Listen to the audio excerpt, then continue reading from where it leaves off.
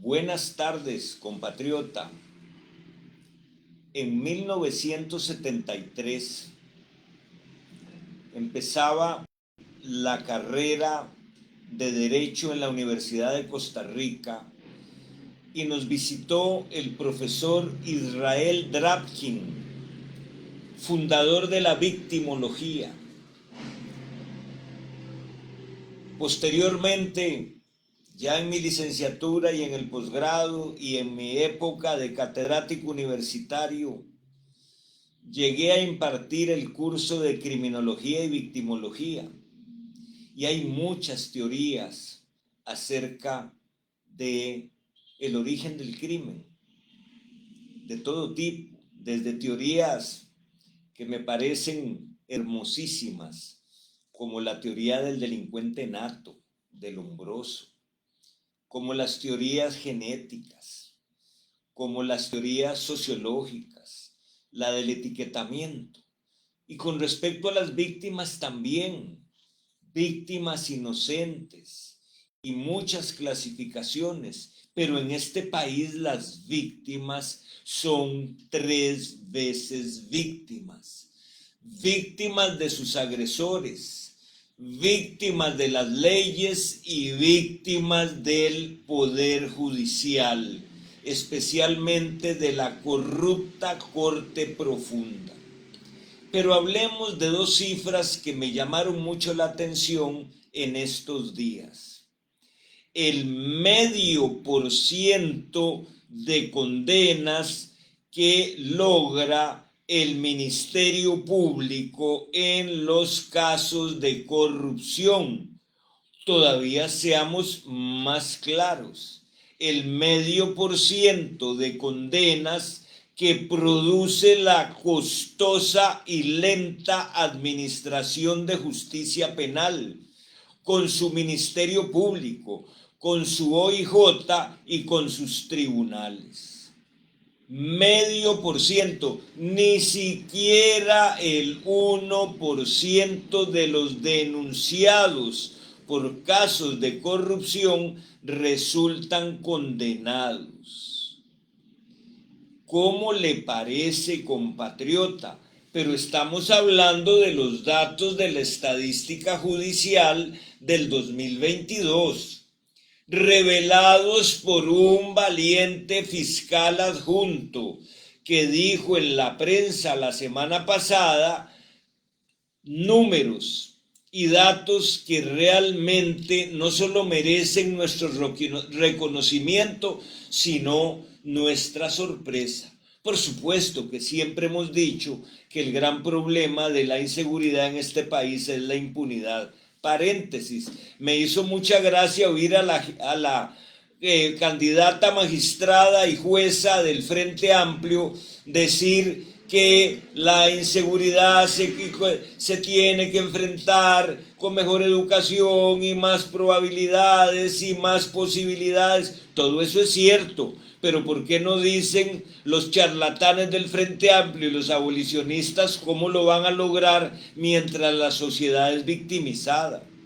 Pero vamos a los casos de el 0,5% de condenas en los procesos por corrupción.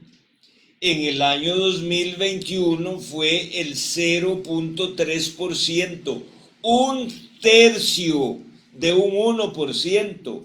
Y cáigase de espaldas, compatriotas. En el 2020, cuando estábamos en lo más y mejor del gobierno, y si nos echamos para atrás hasta el 2016, cuando teníamos a un fiscal general que desfilaba y que tenía las banderas romanas y que quería ser magistrado por el PAC y pifió, los índices eran de condenas 0,2%, 0,3%, 0,4%, y la impunidad en delitos de corrupción en el año 2020 era del 99,9%.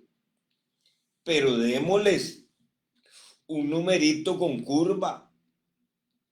La Administración de Justicia Penal, con su costoso y espectacular OIJ, con su Ministerio Público trabado como siempre, y con una Administración de Justicia Penal colapsada, porque la Corte Suprema de Justicia y especialmente la presidenta de la Sala Tercera y de la Comisión de Transparencia cree que con unas leyecillas que tienen ahí para ir a tomar café con Rodrigo Arias a Cuestemoras van a resolver el problema. Charlatanería pura.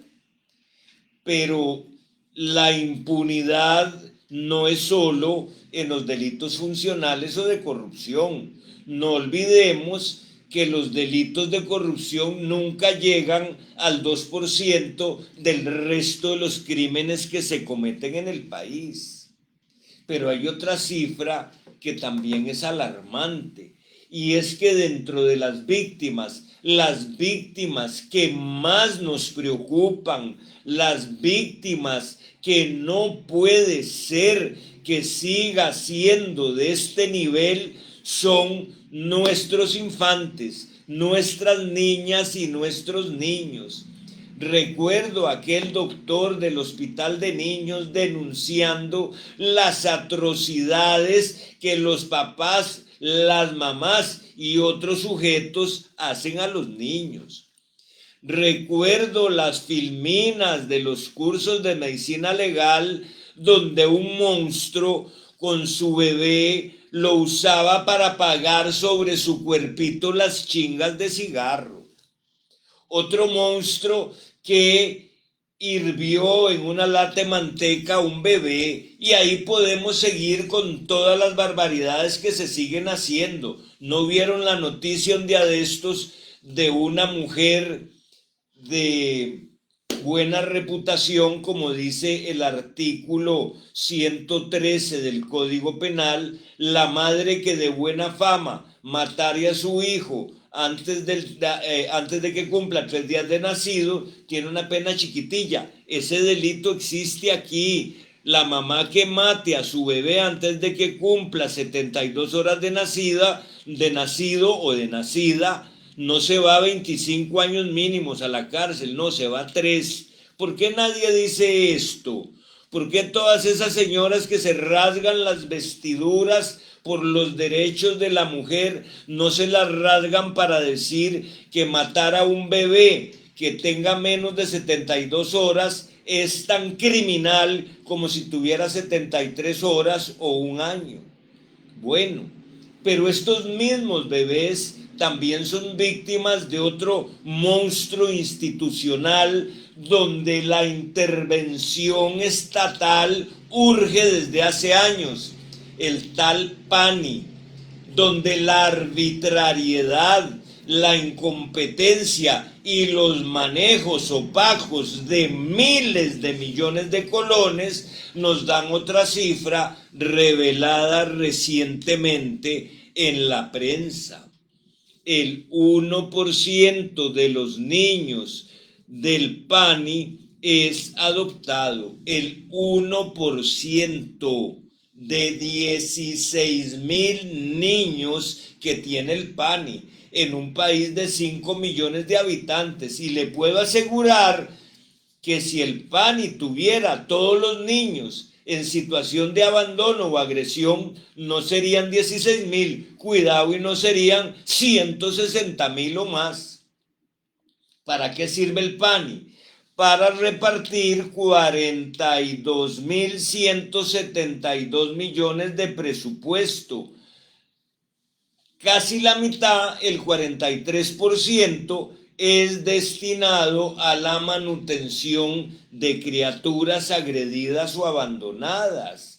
Y ahí aparecen en escena muchas ONG y organizaciones que cuidan niños, pero no es por solidaridad ni por caridad. Aquí hay negocios que hay que investigar, como hay que investigar cómo fue que se tramitó el caso de los hijos de Kimberly para arrebatárselos a su abuela de manera arbitraria en el PANI de San Pablo de Heredia, que dicho sea de paso, la costra que hay burocrática ahí no resuelve las gestiones de mis colegas en ese caso.